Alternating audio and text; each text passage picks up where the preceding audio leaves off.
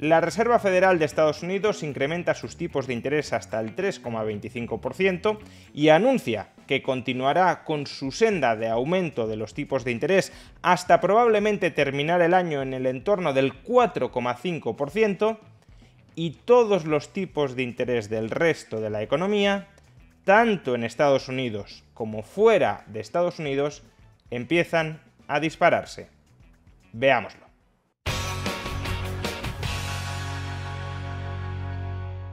Este pasado miércoles, la Reserva Federal de Estados Unidos no solo incrementó por tercera vez consecutiva sus tipos de interés en 75 puntos básicos, hasta dejarlos en una franja entre el 3% y el 3,25%,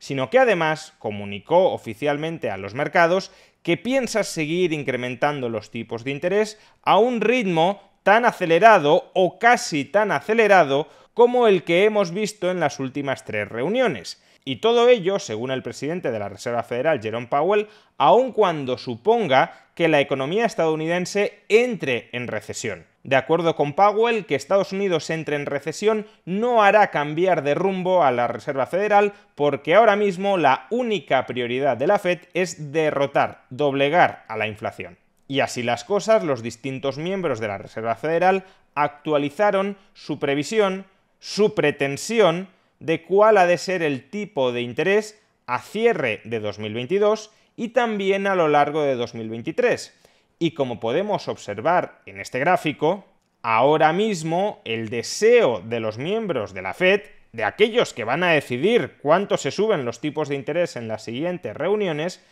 es que estos terminen el año en el entorno del 4,4% y que terminen 2023 en el 4,6%. Por consiguiente, ahora mismo, y según las expectativas, las previsiones, las intenciones de la Fed, ahora mismo todavía nos queda como poco año y medio de tipos de interés por encima del 4%. Es más, si volvemos a ver la infografía, fijaos que incluso a día de hoy los miembros de la Reserva Federal consideran que 2024 debería cerrar con tipos de interés en torno al 4%, de modo que nos vamos a aproximadamente 2 años y medio de tipos de interés alrededor del 4% o por encima del 4%. Por supuesto, estas previsiones no están grabadas en piedra y por tanto hay que tomarlas cum grano salis. De hecho, si acudimos a las expectativas, a las previsiones de tipos de interés que afirmaban tener los miembros de la Fed hace justo un año, veremos que se equivocaron de una manera grotesca y aberrante. Los miembros de la Fed consideraban en septiembre de 2021 que cerraríamos 2022, atención, con un tipo de interés medio del 0,25% y que terminaríamos 2023 con un tipo de interés medio me refiero al promedio de sus expectativas, no al promedio a lo largo del año,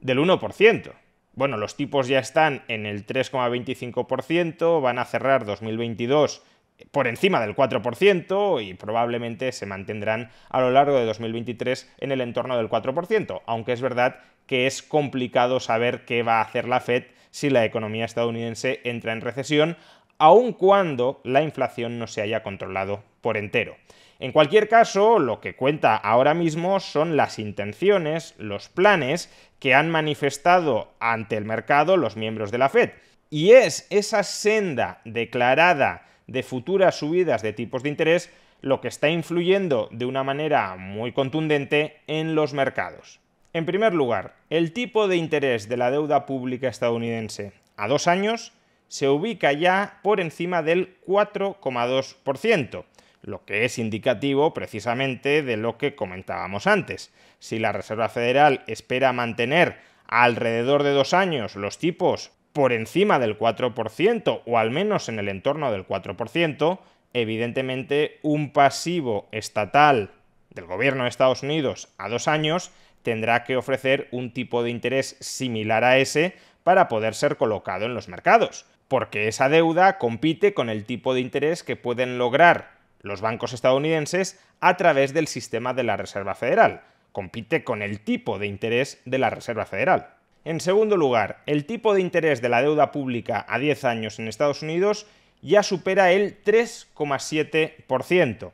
Se trata de un tipo de interés a 10 años más bajo que el tipo de interés a 2 años, porque los mercados de momento también anticipan que al cabo de 3-4 años los tipos de interés empezarán a caer. No se mantendrán 10 años por encima del 4%, y como consecuencia el promedio anual de esos tipos de interés es inferior al 4%, al menos lo que esperan ahora mismo los mercados, pero fijémonos que las expectativas de los mercados no son infalibles, porque hace unos meses el tipo de interés a 10 años estaba bastante por debajo de este 3,7%, de modo que los mercados no anticipaban lo que a día de hoy anticipan. Han recibido nueva información y esa nueva información ha hecho que cambien sus expectativas. Si en el futuro, evidentemente, reciben nueva información, por ejemplo, que viene una recesión y la Reserva Federal, por mucho que haya dicho que no va a bajar tipos si viene una recesión, los termina bajando, pues tendrán que recalibrar sus expectativas de futuro y estos tipos de interés a 10 años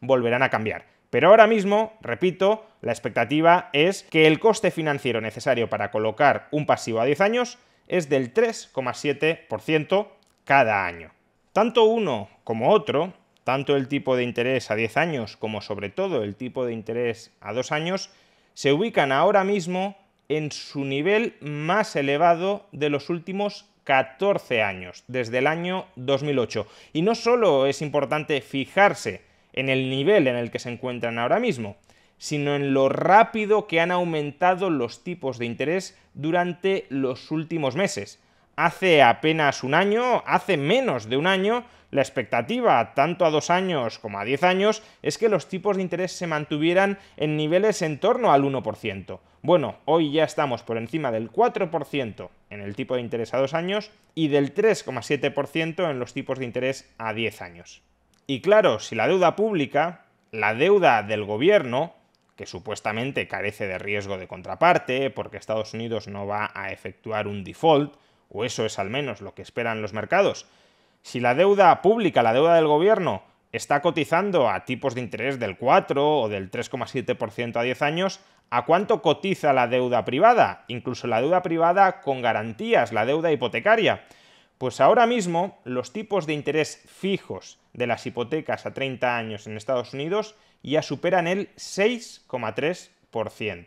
Y claro, si la deuda estadounidense, ya sea la pública o la privada, está pagando tipos del 4% o del 3,7% a 10 años o del 6,3% a 30 años en el caso de deudores privados, esos altos tipos de interés actúan como polo de atracción de capitales desde otras economías, por ejemplo, desde las economías europeas, precisamente porque el capital está migrando desde la eurozona hacia Estados Unidos. Lo que estamos viendo estos días es que el euro se sigue depreciando, ya bastante por debajo de la paridad con el dólar, 0,97 euros por dólar, su nivel más bajo desde comienzos de este siglo, y a su vez también estamos observando, como no, que el coste de financiación de la deuda pública alemana, de la deuda pública española, de la deuda pública italiana o de la deuda pública griega se están disparando, porque esa deuda también compite con la deuda pública estadounidense, y si Estados Unidos está pagando casi el 4% a 10 años, es muy complicado pensar que el Banco Central Europeo va a conseguir mantener los tipos de interés de la deuda pública europea en el 1% o en el 1,5%. Por eso, la deuda pública alemana ya paga más del 2%, la deuda pública española más del 3%, la deuda pública italiana más del 4% y la deuda pública griega más del 4,5%. Y estos tipos de interés se van a mantener a estos niveles tan altos mientras la Reserva Federal siga subiendo tipos de interés. Y de momento ya hemos visto que el calendario de subidas y el mantenimiento de esas subidas en el tiempo no va a ser, según la previsión actual de los miembros de la Fed, cosa del muy corto plazo. Cuando os vuelvan a decir que todo el intervencionismo fiscal y monetario de carácter absolutamente masivo que ejecutó el Estado durante la pandemia salió gratis, que durante la pandemia se demostró que el Estado podía intervenir en las economías de manera muy agresiva sin que se rompiera nada, Cada vez que os vuelvan a decir todo esto, recordadles la situación en la que estamos, porque la situación en la que estamos es consecuencia directa de ese hiperintervencionismo fiscal y monetario durante la pandemia. Precisamente por haber recalentado en exceso el gasto agregado durante la pandemia, ahora estamos padeciendo una inflación históricamente alta, alimentada adicionalmente por circunstancias externas como la guerra, sí, pero alimentada fundamentalmente, sobre todo en Estados Unidos, por el exceso de gasto agregado promovido por la Fed y por el gobierno federal estadounidense durante el año 2020 y durante el año 2021. Y esa inflación extraordinaria es la que está llevando a esta senda también extraordinaria de subidas de tipos de interés. Y esa senda extraordinaria de subidas de tipos de interés conllevará pobreza, conllevará un empobrecimiento aún mayor del que ya está ocasionando la inflación. Pero es que no seguir esa senda de subidas de tipos de interés para contrarrestar la inflación, para deshacer los entuertos que hicieron originalmente la Fed y el gobierno federal estadounidense, sería una opción todavía peor.